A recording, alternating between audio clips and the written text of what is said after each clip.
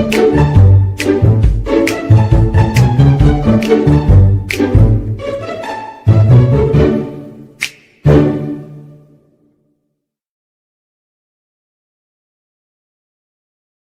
saya Nonadira binti Muhammad Saleh dan nama matrik saya adalah 18 DSK 20F 1032. Assalamualaikum and hi, my name is Chong Seoyong with number matric 18 DSK 20F 1036. Saya Najwa Sabrina binti Nurizan, nombor matrik 18 TSK 20F 1018. Dalam video ini, kami akan membentangkan tentang persekitaran dalam kafeteria. Kafeteria adalah jenis lokasi perkhidmatan makanan sama ada di restoran atau di institusi pembangunan pejabat yang besar dan sekolah. Dalam penelitian ini, apa yang perlu dijelaskan adalah persekitaran dalam tempat kerja iaitu di dalam kawasan penyediaan makanan atau kita sebut sebagai dapur. Memandangkan kafeteria ini menyediakan pelbagai makanan kepada jumlah orang yang ramai, maka banyak juga penyediaannya di dapur. Oleh itu, persekitaran dapur kafeteria yang sistematik dan selamat perlulah dititik beratkan dengan memahami persekitaran tempat kerja itu sendiri. Memahami persekitaran tempat kerja ini, kita perlu tahu 4 perkara berikut. Yang pertama, kualiti udara dalaman dan tahap pernafasan. Yang kedua, penglihatan dan pencahayaan. Yang ketiga, suhu dan kelembapan. Dan yang keempat, bunyi bising dan pendengaran. Dalam persekitaran tempat kerja, kualiti udara dalaman dan tahap pernafasan yang baik perlulah dipertimbangkan agar penyakit yang berpunca dari penghunian di bangunan dengan kualiti udara dalaman yang buruk seperti sick building syndrome dan tight building syndrome dapat dielakkan. Kualiti udara dalaman yang buruk ini wujud kerana mempunyai suhu yang sangat sejuk atau panas, kelembapan rendah atau tinggi, kekurangan pengudaraan dan menyebabkan bau busuk, kotor dan mendatangkan bahan kimia toksik. Udara, kelembapan, suhu udara, aliran udara, aktiviti fizikal, bau, getaran dan bunyi bising serta pencahayaan perlulah seimbang untuk mendapatkan kualiti udara dalaman dan tahap pernafasan yang baik. Perkara seterusnya dalam memahami persekitaran tempat kerja adalah pencahayaan dan penglihatan. Pencahayaan yang baik akan memberi keselesaan kepada pekerja dan menyebabkan pekerja lebih produktif, malah peka pada operasi dan peralatan yang berbahaya. Pencahayaan ini bergantung kepada kesesuaian dan keselamatan dalam dapur itu. Untuk dapur kafeteria, cukup dengan medium visual task iaitu 300 hingga 1000 lux julat pencahayaan yang disyorkan. Suhu dan kelembapan. Kita maklum bahawa kawasan dapur adalah kawasan yang bersuhu tinggi. Jadi haba yang terkandung juga tinggi. Pekerja akan mengalami ketidakselesaan pada tahap ini. Terdapat 6 faktor yang mempengaruhi hal ini seperti suhu udara, kelembapan, radiant heat, kelajuan udara, physical activity dan pemakaian. Pengudaraan di dapur memainkan peranan yang sangat penting bagi mengekalkan suhu dapur yang selesa. Perkara yang terakhir iaitu bunyi bising dan pendengaran. Bunyi bising ini menjadi salah satu gangguan kepada pekerja di kafeteria. Tetapi, bagi pekerja kafeteria, tahap kebisingan itu tidak terlalu ketara. Walau bagaimanapun, hal ini boleh mengganggu kefokusan semasa membuat kerja. Oleh itu, dengan mengasingkan sumber bunyi dari orang dapat membantu atasi perkara dan penggunaan PPE seperti hearing protector boleh digunakan jika perlu. Berdasarkan dapatan dari kajian ini, workplace environment and ergonomic ini tidak ada spesifik peraturan, tetapi kita boleh kaitkan dengan objektif OSHA 1994. Memandangkan OSHA telah meliputi semua industri termasuk restoran dan hotel. Selagi mana semua pekerja terima keperluan psikologi mereka di tempat kerja. Hal ini dapat mengelakkan sebarang kemalangan berlaku atau pekerja dapat menanganinya dengan baik.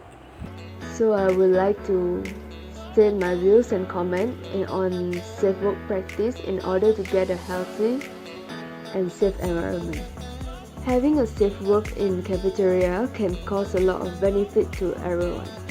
In cafeteria, we must have safe work practice so that our cafeteria will always be in a safe condition and also have a safe and healthy environment. Having a safe work practice in cafeteria can also avoid people from getting injured. If we do not have safe work practice, then the environment will be unsafe and also unhealthy. Having safe work practice can make people learn new things and gain more knowledge faster since they don't have to face unnecessary trouble in the cafeteria. A cafeteria that have safe work practice will most likely to have more people that like to be there. A safe work practice in cafeteria can really help people to do their work easily in cafeteria. It can also make people more comfortable to be in cafeteria even just to eat and chat.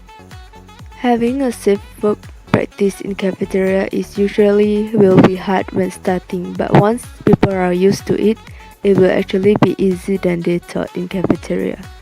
Safe work practice in cafeteria is good, but sometimes people feel like it is unnecessary in cafeteria.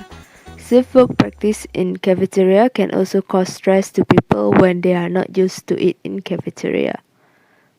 In cafeteria, safe work practice is not always been practiced because of laziness, even though people know that it is important in cafeteria. Safe work practice in cafeteria can also make people work easily and also having less stress in cafeteria. Having safe work practice in cafeteria can make people more likely to be aware of surroundings in cafeteria. A safe work practice in cafeteria can make people work faster. A safe work practice in cafeteria also can prevent failure working in cafeteria. Okey, sekarang kita lihat pula penambahbaikan yang boleh disyukai kepada pemilik-pemilik kafeteria bagi mengurangkan hazard yang kerap kali berlaku di kafeteria mereka. Antara penambahbaikan yang pertama yang boleh dilakukan adalah pemilik-pemilik kafeteria menukar lantai-lantai biasa kepada lantai jenis eksposi. Lantai jenis eksposi ini berbeza daripada lantai-lantai biasa yang lain. Lantai jenis eksposi ini dapat melindungi permukaan lantai dan permukaan lantai tidak akan mudah rosak.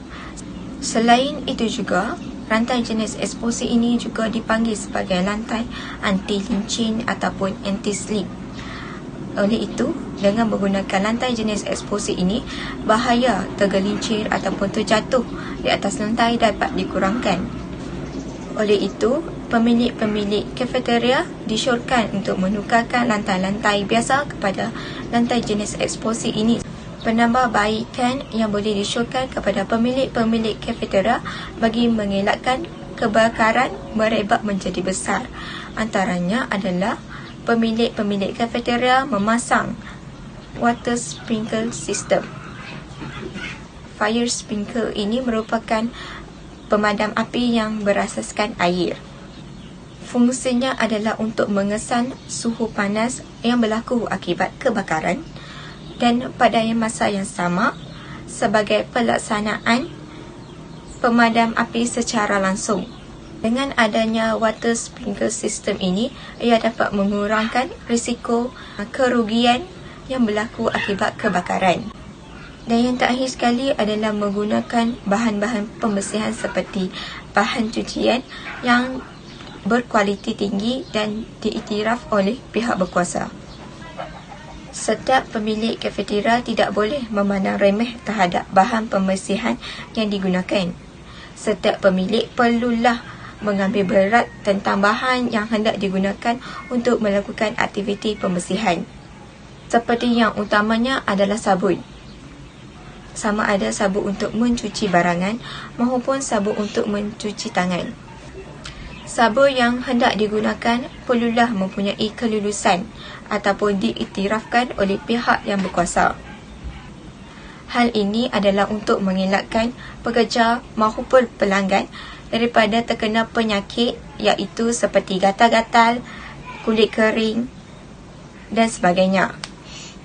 Oleh itu, setiap pemilik perlulah mengambil berat tentang penggunaan bahan cucian agar risiko untuk mendapat sakit daripada bahan yang kita gunakan itu dapat dikurangkan.